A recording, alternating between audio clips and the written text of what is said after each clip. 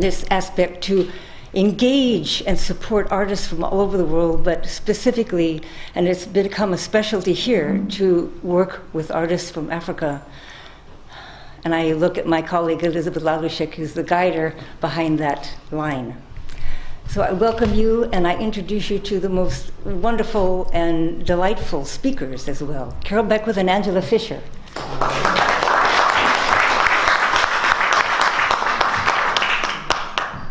Good evening, everyone, and welcome.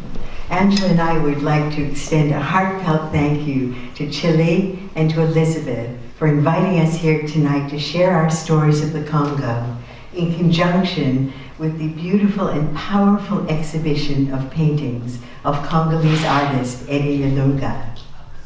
Tonight, we're going to take you on 4 voyages, all in the Congo. The first will be to the Mangbetu Royal Kingdom, which we visited in 1973. The next one to the Cuba Royal Kingdom, which we went to in 2011 with Chile, Prince Guy Quete, Kira Godal, and the 2 of us. The third one will be Salampasu Warriors and Initiates from 2014. And the last, the spectacular Pende Festival of Masks, which we recorded in 2014 also. We have to say that the October Gallery is very close to our hearts. Angela and I had our very first exhibition of African photographs here in London at the October Gallery, and I actually lived here when I first came to London 38 years ago. And we first met Eddie Ilunga in the October Gallery. It was one very exciting evening when we opened the gallery doors and discovered the walls decorated with the most beautiful paintings of the Mangbetu people we'd ever seen. We'd had a soft spot for the Mangbetu because we had traveled to see them in the early 1970s, and we had really thought of them as some of the major people in our hearts in Africa. Our journey happened in the 1970s, and we actually crossed Africa on a trans-African safari, which took us from Sudan right down through the northeast corner of the Congo. We were following the footpath of an explorer called George Schweinfurth, who really explored in the 19th century. George, in fact, was one of the first, in fact, the first explorer from the outside world to reach the Mangbetu kingdom. And when he arrived after being in Sudan, he was actually fascinated by the great sophistication of the Mangbetu court. He wrote extensively about the extraordinary architecture of this vast reception hall, which was covered with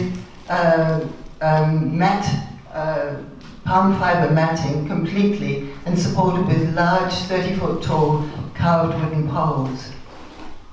At this time, King Munza was the king in reign, and he boasted over 200 wives that he supported, of course. He also supported a large retinue of craftsmen, and these craftsmen not only decorated and built the hall, but made all the royal regalia for his wives, the royal courtiers and nobles. At ceremonial times, Mangbetu women wear a bottom decoration called a negbe. This decoration is made out of woven grasses and the bark of the sycamore tree, and it's worn to enhance bodily movements during dance, as well as to attract the eye of the opposite sex. When we visited the Mangbetu in 1973, we no longer had the joy of seeing the Great Hall. However, there were women still wearing the negbe who were performing at ritual dances. There were also women who were blowing these very beautiful trumpet horns, which were very reminiscent of the performances in the Great Hall in the early 19th century. The Great Hall was a gathering place for musicians who had wonderful musical instruments and wonderful performances, using, for example, the flute, the harp, and the ivory horn. the women in the 19th century showed off their beauty and their nobility by elongating their heads and wearing an extraordinary fan-shaped coiffure at the back to increase the sort of impact of this shape.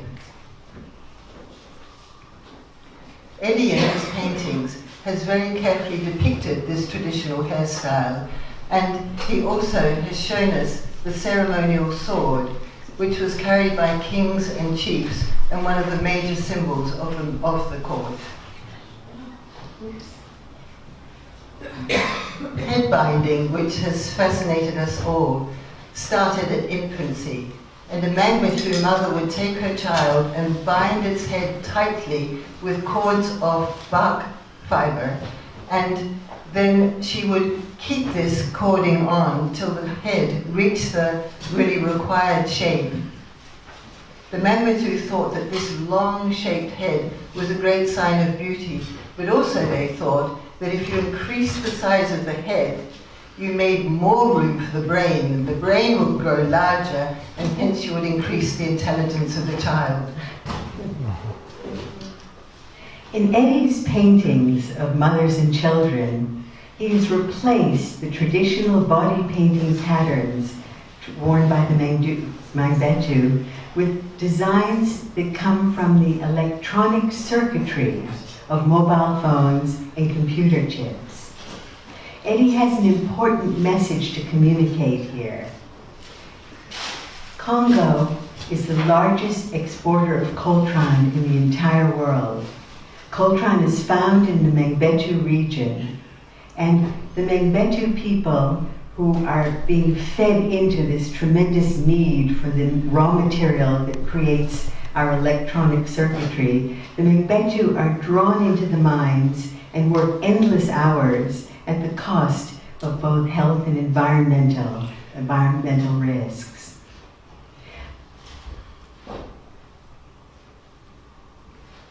Mangbetu women coif each other's hair into fantastic hairdos, and they also wear very colorful and flamboyant cloth. Eddie has another message behind this. During the Belgian colonization, the Belgians created cotton plantations and mills all in the Mangbetu area. And they took the women and children to work in these mills to create the cotton products that were being used in the Congo as well as exported. Sadly, Eddie uses this particular incidence in his use of the wax-resist products of cloth to make a point about the sweatshop labor that the women and children underwent. These are some of the Mangbetu ornaments, and like the ivory trumpets and harps and flutes, the hairpins that were used to secure these elongated hairstyles and these elaborate coiffures were intricately carved in ivory. These were worn till the 1950s, when the Belgian government actually banished the whole tradition of head binding. In the 19th century, Mangbetu women actually covered their body with painted designs. This is a photograph of a wonderful queen called Wutu Ribwani, and she's being decorated by what she calls house servants to cover her entire body in these black body designs. Eddie has followed this theme, and when he takes his Mangbetu women and designs their body with the electronic circuiting, he also covers them from head to toe. For 10 years, Angela and I have tried to gain entry into the Kuba Kingdom, to no avail. And finally, in 2009, at the October Gallery, Chile introduced us to Prince Guy Quete, son of the Kuba king and in line to inherit the throne. He had come to London to show his beautiful Kuba textiles to galleries and museums. Angela and I immediately asked Guy Quete if he would take us to visit the Kuba Kingdom, and he said yes. And then it took 2 solid years of complex negotiations with the Kuba Council of Elders to get permission to go to Kuba Kingdom. Finally, in 2011, we set off. Chile, Angela, myself, and Kira Godal, who is a videographer that we brought with us.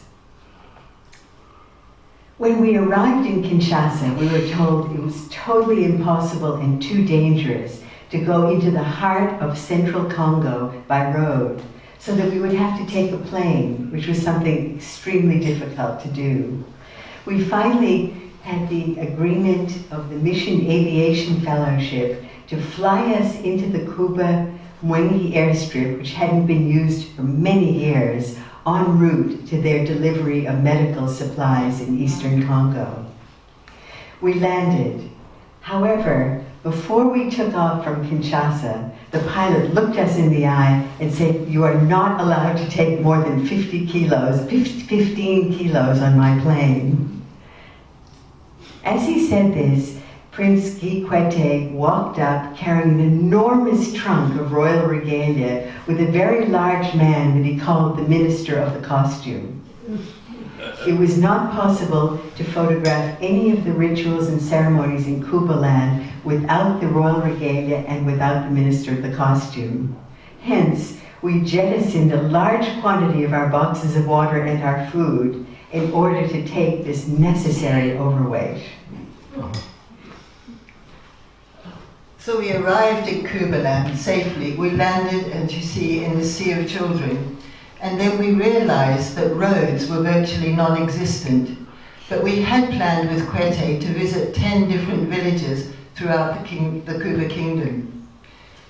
There was only one car in Mushengi, the capital, and Kwete carefully made an arrangement with the Catholic bishop who owned it and said, "May we take your car?" And he agreed. So we set off, and what was so extraordinary was that this vehicle was given to us. The only problem was that it didn't have any spare parts, and there were no spare parts in Kuba country. So we quickly learned from the local residents how to repair a tire using the sap from a rare vine found in the forest and a small bicycle pump. Anyway, traveling in the Kuba Kingdom, what was so wonderful is that Chile is very instrumental at times of distress. So she was quickly able to gather a band of merry men and send them into the forest and say, "This is the vine you're looking for, and this is the sap you want." And they would return sometimes at 3 o'clock in the morning, where one should be waiting for them with her bicycle pump and get everyone organized and get us back on the road so that we actually kept our schedule to be in the next village at time. Yay, Chile! We were 4 women with the prince, and we had an extraordinary time. It was Chile and Carol and myself and Kira in the rear of us. And Kwete had never really traveled in the Kuba Kingdom, and he was very nervous at driving, and also when we passed a cow, he was very nervous at seeing a cow. He actually had never been out of the kingdom. And when it came to sleeping at night, and he had to sleep on chief's floors with women around him, which was totally taboo, Kwete thought this was the end of the world. However, we did exist, and we did survive. As we arrived in the first village, our Land Rover ground to a halt as this very dark and ominous figure leapt out of the forest, bellowing at the top of his lungs and madly waving in a deafening way his iron gong. He was entirely covered with black, he took continuous militant poses and was extremely threatening. But Prince Kwete explained to us this was a welcome. This was a welcome of the Royal Guard, who were simply there to protect the king and any of their precious entourage. As we entered the village, the elders came out of the forest, where they had been performing for several days secret rituals which allowed the masks to be taken out of the forest and presented in public. The last visit of the royal family was 41 years ago. So most of the village had never seen these masks before, and there was a tremendous excitement and anticipation in the air. Once the elders sighted Prince Kwete, they couldn't wait to dance. They were dressed in these fabulous raffia textiles, and they were soon in a motion where they lifted their legs very high in the air so that their skirts splayed out in a dramatic style, and they paraded themselves in front of the prince as though to say, "What do you think we look like?" We were actually amazed to see these textiles. I mean, beautiful textiles, wonderful designs in extraordinary condition, in textiles that we thought probably hardly existed in Kuba land. What was so interesting was that since the 15th century, these raffia textiles have been a major part of the Kuba culture, and some of the very finest ones have even been traded as currency, not just in Kuba country or in the Congo, but absolutely all across the Central African region. The textiles are even made today in very fine quality, and the king, of course, has first choice of everything that is made. The skirts are made in several sections and often joined together to make a skirt that's 2 to 3 or 4 meters long. This huge textile is then pleated around the dancer's hips and folded over his belt to keep it in place. And finally, Prince Kwete dresses up out of his enormous trunk with his minister of costume and enters the village, making his presentation, representing the king himself and the royal family. He's wearing kupa cloth festooned with hundreds of cowrie shells, a costume that weighed over 60 pounds. As Kwete sits in state, the masks start emerging out of the forest, and there's a tremendous excitement, there's pandemonium in the air. This is the first time in 41 years that these sacred masks in shrines within the forest have been taken out and are being danced by the spirits that are inside. This wonderful mask is called the Bishwag mask, and he's known as the king's best friend. He actually is the first mask to enter, and his role is simply to entertain the crowd. But secretively, he sweeps all the evil spirits out of the village so that the king can come to no harm. Every mask must greet Prince Kwete before it dances. And there's a very secretive ritual that happens at this stage. The mask brings his ear right up to Prince Kwete's mouth. Prince Kwete whispers to him some secret questions to which the mask must give the right answers. The answers show that he's of a family that has been approved of by the royal family to dance this mask. If he can't get the answers right, he leaves the arena immediately. And in the past, he would have been punished to death for this offense. In Kuba country, there's a hierarchy of masks. The most important mask is called Mwashimboy. And this is the mask that represents Woot, who is the creator spirit and who is the founder of the Kuba kingdom. Woot's always recognizable by the tall eagle feathers that come out of the top of his mask. Every king has a Mwashimboy mask, which he's required to dance at ceremonial occasions and during initiation rites. And when the king dies, the Mwashimboy mask is always buried at his side. This is Ngadi Mwash. Lots of Mwashes in the Congo country. Ngadi Mwash is the sister of Woot, the creator god, and it's the only female mask to be danced. When you look closely, you can see long stripes painted down the mask's face. And these are representing tears of joy and tears of pain, things that females have to go through, particularly if you're playing the role of the Queen Mother. The Ngadi Mwash mask is found in every village, and the thing that we noticed was that the tears are always there, but the colors of the mask and the designs of the mask can change. And this wonderful mask is called the Mboom. And this Mboom mask has greatly exaggerated features. It has a huge bulbous forehead, a broad wide nose, and large ears. And the Kuba explained to us that this mask represents the Pygmy people of Central Africa. And they say that the Pygmy people are highly valued for their wisdom and special intelligence. This wild man is the Minister of Defense. And he arrives on the scene with great aplomb, with a chest full of these incredible calabashes that have been blackened with charcoal. And the calabashes are believed to contain a magical potion to protect the king.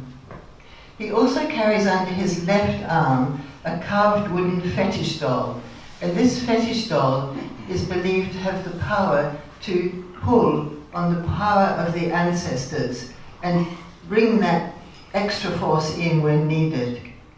We loved his sunglasses. He carved his own sunglasses out of a piece of wood to sort of give him a more powerful gaze. And this is the Minister of Defense. The Minister of Defense was recognizable to us by his big black feather hat, and he was the one and only man that smoked a very long wooden carved pipe and carried an iron spear, which you can see just on the right-hand side of the picture, which was always by his side. And this elder notable wears a large thatch hat and a leopard tooth necklace. And in his left hand, he's carrying a large horn, which is filled with an extremely intoxicating palm wine, which he constantly slips off for a little sip of it in order to gain strength to endure the entire rituals of the day. This elder is wearing a wonderful collection of ancient trade beads featuring a large ram's horn on the bottom. And underneath it, he said, "Look at my highly valued white Lego man." We were enchanted. And this is a side view of the Minister of Defense, because we were so taken by his magnificent feather headdress, which denotes his special status. The feathers are large black eagle feathers, and the lower portion next to his cheek, you have the spotted feathers of the guinea fowl.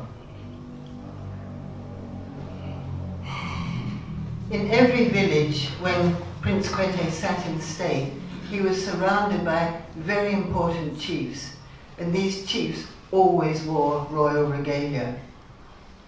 When you look closely on these chiefs' arms, he's wearing armlets and bracelets of cut cowrie shells that have been sliced in half.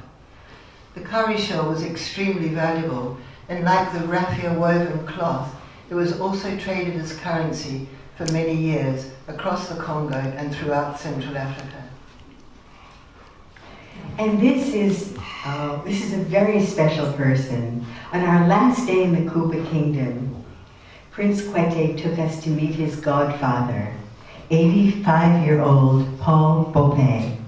Paul Bopé was a Supreme Court judge of the Kuba Kingdom, and he was also the person to teach Kwete's father how to become a king. We were very enchanted by Paul, especially when we learned that he was completely blind. And when he heard that we wanted to meet him and photograph him, he said, "First, let me dress up fully in all of my traditional regalia, and then you may take a formal photograph." He was a wonderful man, and as you look up and down the photograph, you can't help but be enchanted by his embroidered bead toes that are designed right into his royal slippers. Next, we'd like to show you a short film made by our videographer and wonderful friend, Kira Godal, who is with us on our expedition.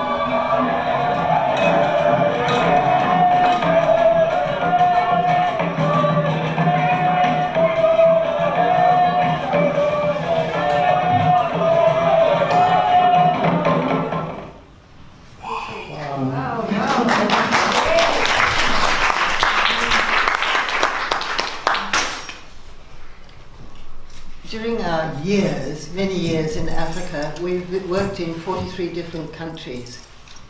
Many of these countries are very challenging to travel in, but we have to say, of all the countries in Africa, the Congo has to be the most difficult. We decided to do our next journey to the Salampasu people, which are in southern Congo near the Angolan border. It took us months to acquire photographic permits. We worked between London and Kinshasa and London and Kinshasa. Finally, we achieved the permits, and when we arrived in the southern part of the Congo, we realized that the roads were largely impassable, and most of the bridges are broken. So we often had to leave our four-wheel drive, just abandon it and hope that it would exist when we come back.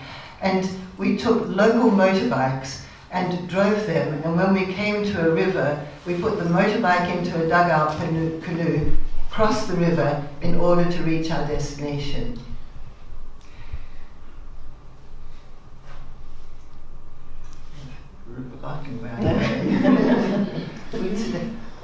However, I've remembered. However, once we reached this very remote section of the Congo, we were duly rewarded. In the border of Angola, there had been hardly any visitors for 40 years. That is, visitors from the outside world. In fact, there'd been this limited number of white people there because the Belgian missionaries left 40 years ago.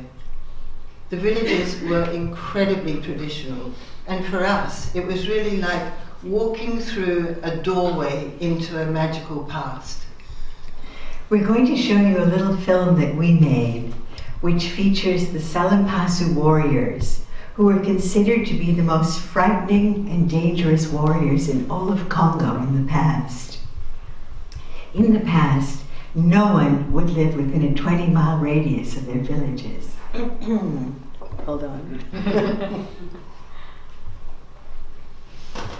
And then this is followed by a very short few minutes of a Salampasu male initiation ceremony, where young boys go into the forest for 3 months. They're trained in all they need to know about becoming young men, and they come out. And when they're trained by masked ritual mentors. So we were invited by the elders to come and witness something that's little known to the outside world, the final day of the young boys coming out of the forest, getting ready to return to their homes.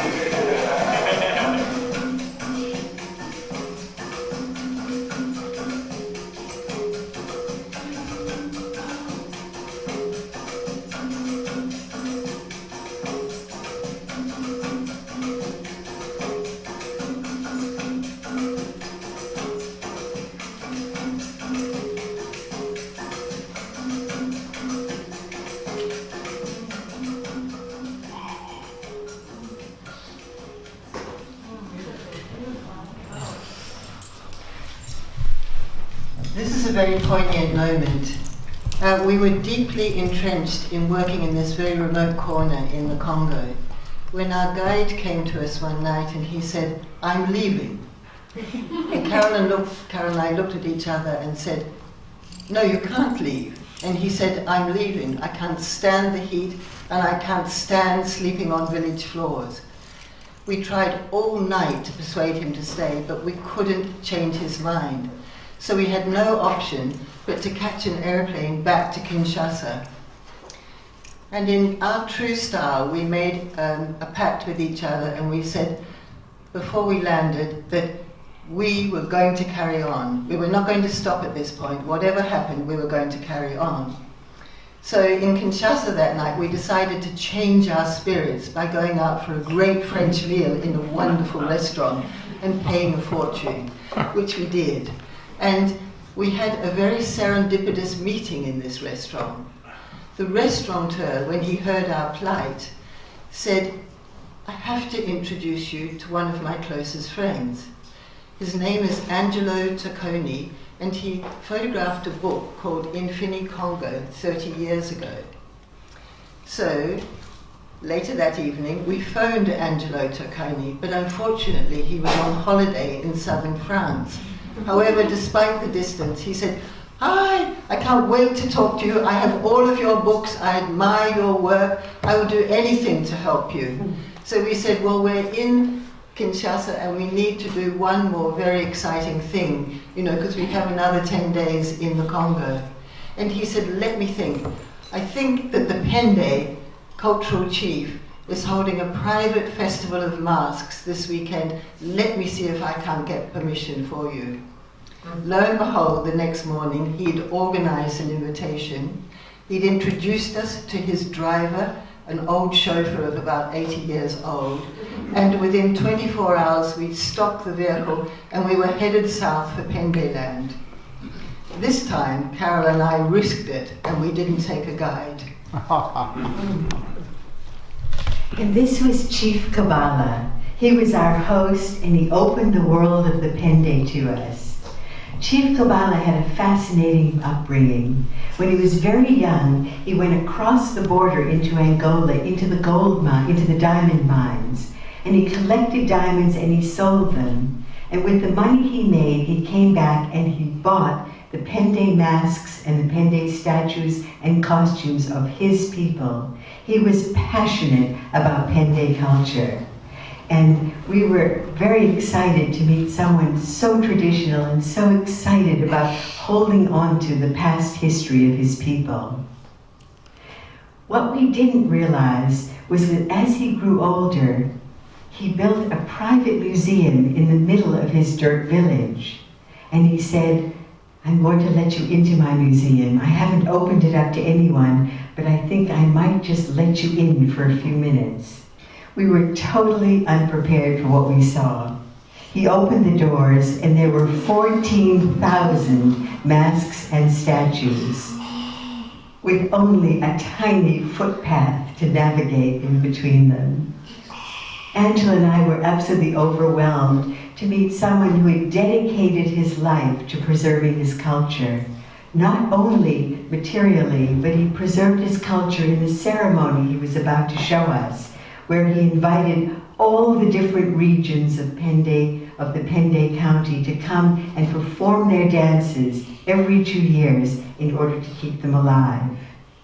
Before we left his museum, we asked if we could take a portrait of him in the middle of his collection, and he rushed out, put on his Hyrax fur cape, and stood in the middle, almost indefinable from the sculptures around him, and allowed us to make a portrait.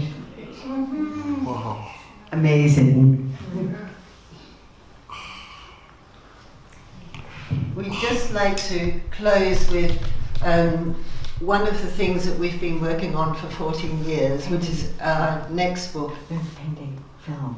Oh. So what we're going to show you, just jump in, is a little film that we made, just a few minutes long, of the amazing festival where he brought all his people together and asked each one to come in the costuming, perform the dances and songs unique to their districts.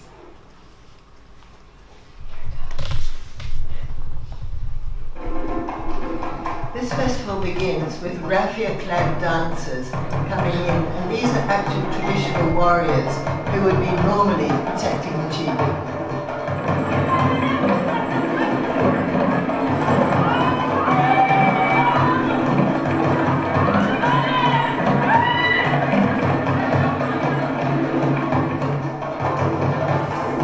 And these are sorcerers that are strongly active in the Pende culture. And they're here to show their magical powers.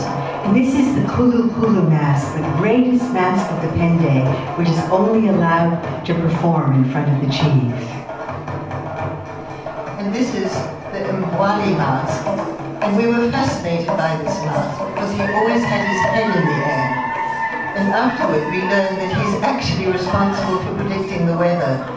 He's the mask that has to inform the chief when the rains are coming, what to plant, and what was the best crops to plant.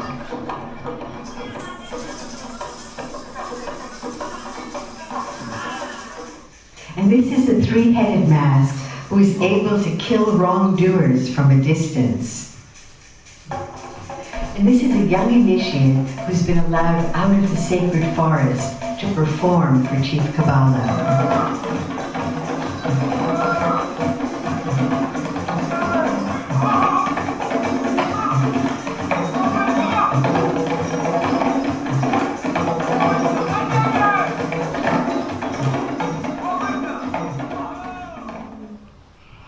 And this is a sorcerer's messenger who's being sent into the night to bring a victim back for the sorcerer's use.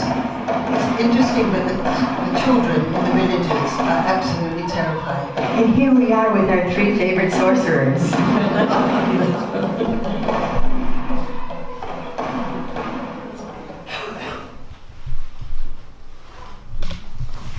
We'd like to close just saying that this work that you've seen in the Congo is part of a 14-year study that's leading to our next book, which is called African Twilight.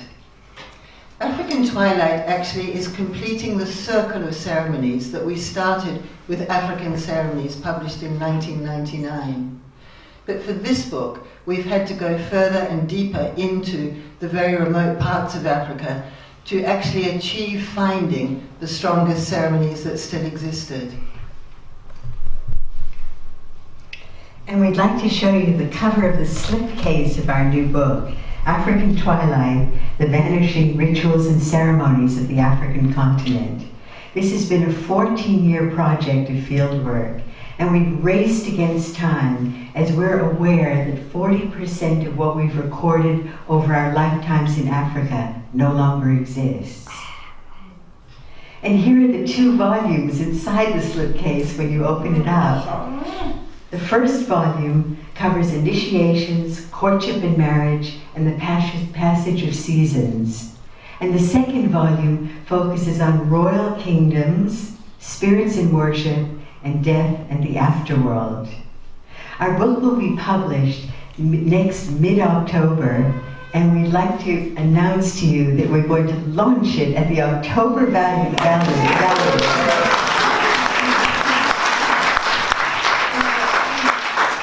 The launch will be in early November, and we would like all of you to come back and join us.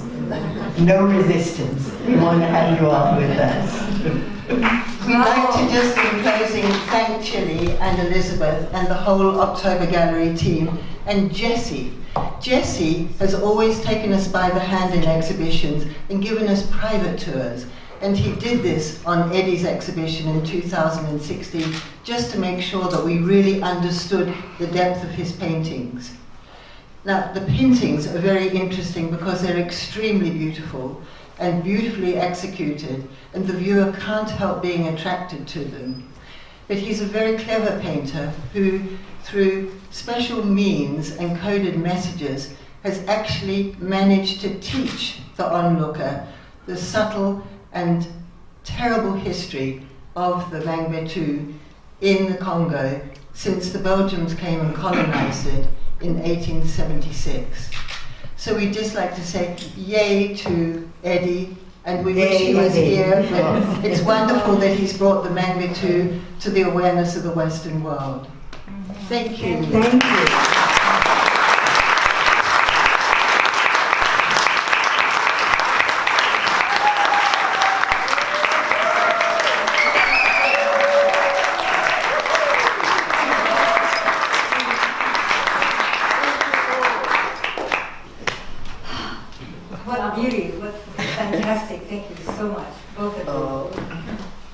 have maybe 10 minutes for a few, no, not even, 10 minutes for questions. John Whiting. Just one. Mike, maybe we can borrow yours. I don't need one. Well, just in case people at the back. Just one comment. A great quotation from Claude Lévi-Strauss. Primitive means complex. Yes, yes, excellent. Yeah. Very interesting. Yeah.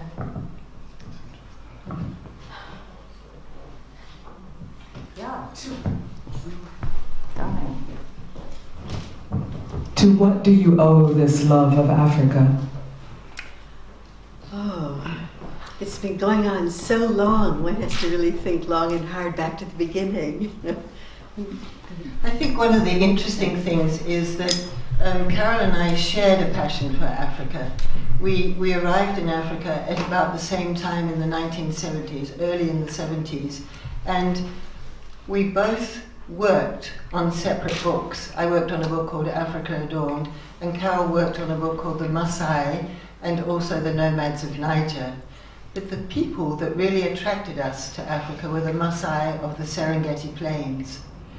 And one of the things we really owe our partnership to is my brother, who was a hot air balloonist on the border of Tanzania and Kenya.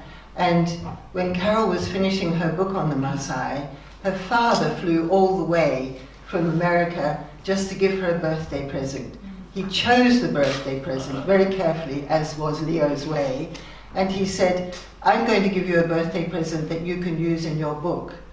And he gave Carol a hot air balloon flight, which was very expensive in those days. And it gave her a chance to fly at 1,000 feet above Maasai land and do all the aerial shots she needed to do to explain the villages and the pasture lands and the cattle, etc. And the pilot was my brother. And I'll let Carol continue the story. So, Simon, Angela's brother, was incredibly handsome. And we were about 22 years old, and he took me up into this balloon, and there was Maasai land, Mount Kilimanjaro. It was unbelievable. And at 1,000 feet, he looked deeply in my eyes, and he said, "There's something I'd really like to tell you." And my heart was beating wildly. And he continued to look in my eyes, and he said, "I'd really like you to meet my sister." My heart sank. However, he was determined that we would meet. We were two lone travelers. We had a passion for traditional cultures of Africa. We loved being in Africa. We were just taken by it, and we couldn't get enough. And he just thought if I could put them together, I wouldn't worry about my sister so much. So let me let Angela tell the next paragraph. I was traveling in West Africa, recording Africa Adorned at the time that Carol went up in the hot air balloon flight. When I returned home, I found this very poignant letter from Simon saying that he'd met Carol and all about the meeting, and at the bottom of it he said, "P.S. All I ask you is to reply to this letter and let me know when you meet Carol and tell me how that meeting went." Anyway, we both met each other a year later at an exhibition in the Pan-African Gallery in Nairobi.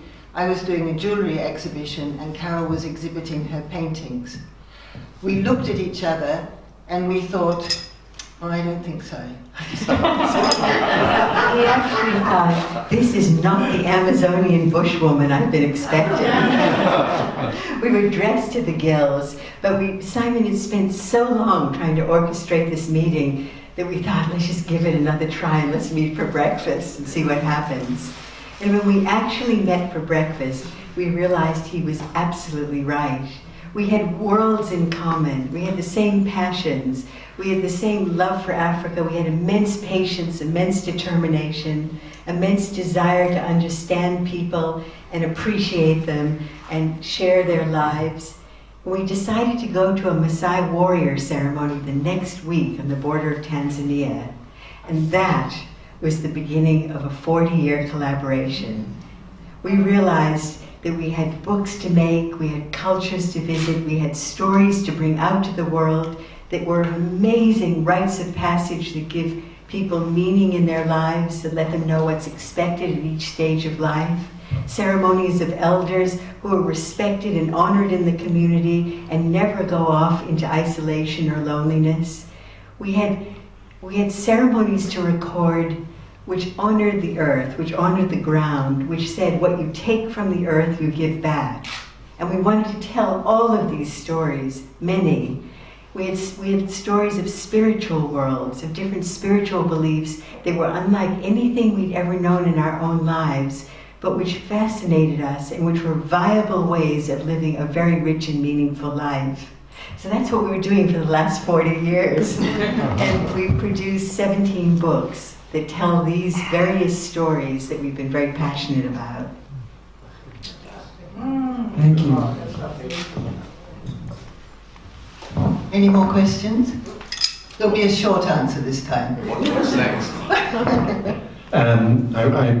The wonderful thing about these two photographers, and they are wonderful photographers, is that they've done something which I think is very rare amongst photographers. When I take a photograph, I want it to be recognised as my work. And I think that when you take photographs, you see it as shared work. I think that's very, very special and very different about you.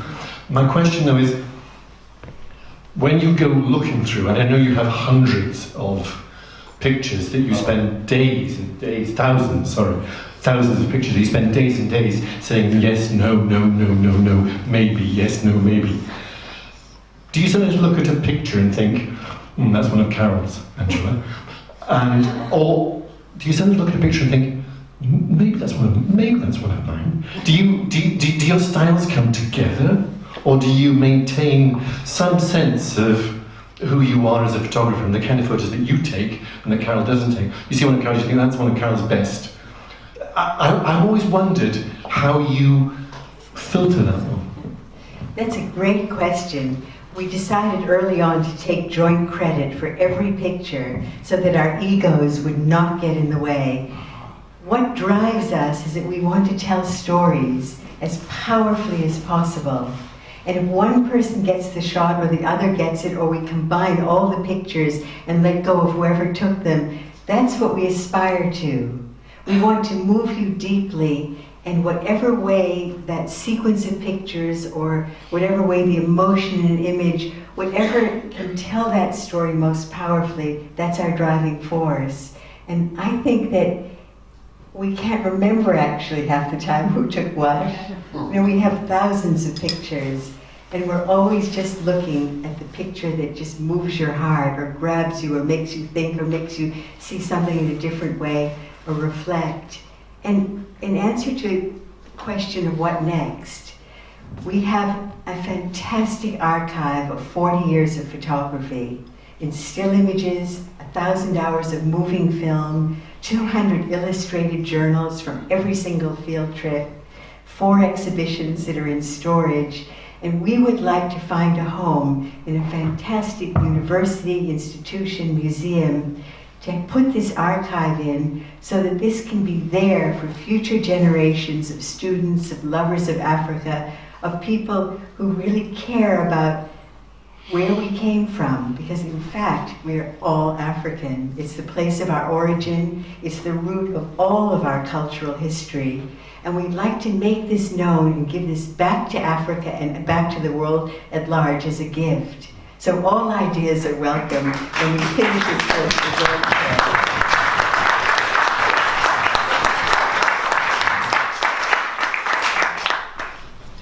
So I'm getting a signal from Chile. No, that was... Oh, all right. She That was was telling her that was ear. just another way. I think Ross had a question. Yeah, just one last question. Over that period of your work, I mean, you've gone from the analog to the digital. The analog being a pretty slow burn, where you have to select what photograph you take because of limitations, and then the after process, which again is a slow burn. I mean, how have you adapted to that? Is there something that you've learned from that, or is there still another medium beyond that? Analog, digital. What's next? Okay, to answer the changing from analog into digital, We were actually very in love with Leica cameras, and we felt that Leica cameras had lenses that made analog film look so beautiful with a resonance you could hardly put aside. However, we were photographing ceremonies that usually happened in broad daylight and often at midday. And what occurred to us was that instead of arriving home with a lot of things that were out of the wrong exposure, if we were carrying a digital camera, you can actually see where you're going. So you take a camera picture, see that you need to put a plus factor in, etc. So the digital camera, although for us it wasn't the same quality, gave us a chance to really cover the ceremony more efficiently and tell a wider story. And also, now we've been using Nikon digital cameras where you can take a photograph and you can flick a switch and then keep continuing in video. And what we're doing here with some of the video films you see is the feeling of doing an exhibition where you show large images, but you also have an ability to put that image into its place by showing digital film that was taken around it. And one little addition to what Angela said, which was great, is that when we had analog cameras, a lot of people were frightened of our taking photographs. Sometimes, as you know, they think you're taking their soul, or you're taking something from them. Sometimes they would say, tear that image up. Let me close my mouth and close my eyes and close my ears, because the orifices were the way that the evil spirits entered the body. So there were tremendous fears about our analog cameras. But with digital cameras, it disappeared because we could show everyone the picture we'd taken, and we engaged them in it, and we gave them the camera and let them take pictures of themselves, their friends, us, very embarrassing, and it became a way of opening up a bit more trust and understanding of what we were doing. So there was a lovely plus from the point of view of communication with individuals very different from yourself and breaking down the barriers of misunderstanding and suspicion. And that was wonderful too. You know, as a friend, we've been following what you've been doing with this book, and I know how difficult it is to make a decision, because it's so important. But I commend you because you've got some modernity in there. You've gone for that, and it kind of links very nicely with the work in the gallery at the moment. I think there is that need. And I was Chris Spring, who you know. I was doing something with Chris, and I had to talk about African tribal art, and he kind of completely wiped the floor with me. He said, "There's no such thing." He says, "It's all African art. African art did not stop in 1910. It has this continuum. So, I wonder whether there's things for you to do. Maybe you to follow the work of artists. Kind of interesting, isn't it? There's a documentary type. You link. It's Nice true. link. Great point. I think it's an extremely valid point, and one of the things that's really touched our hearts about Eddie particularly is that he's looked at the richness of the traditional cultures. He doesn't live just in Kinshasa. He moves between a studio in Kinshasa and in Belgium. But one of the things he likes to do is to go off into the Congo and do research trips. Like he went to the Mangbetu. He stayed with the Mangbetu. He learnt about the Mangbetu. And on realizing that they'd been through such a horrific history, a really horrific history, since the late 19th century, one of the things he wanted to do was tell in the best way possible what had happened to the people, what's really happened to the people of the Congo. And as we all know, some of the richest traditional art forms come from the Congo. Some of the richest traditional cultures are in the Congo. And it wasn't just Schweinfurth who was absolutely amazed about the sophistication of the court. So, in a way, it is very important, I think, perhaps to pull the works of ours into the works of people like Eddie, who is extremely keen to reveal this history and also bring the world up to date on the people who live in his country. And maybe we can, keep putting things side by side. And as you say, everything is traditional African art. If it was made yesterday, it's still a tradition, you know. So in that case, we just like to say, this is one thing. Chile came with us to the Congo, and her major mission in life is contemporary art. But no one got more involved with the local people than this one. Bravo.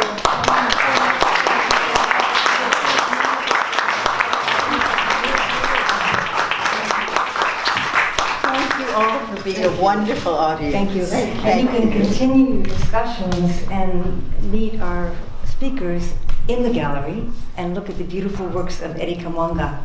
We'll be open downstairs until about 8.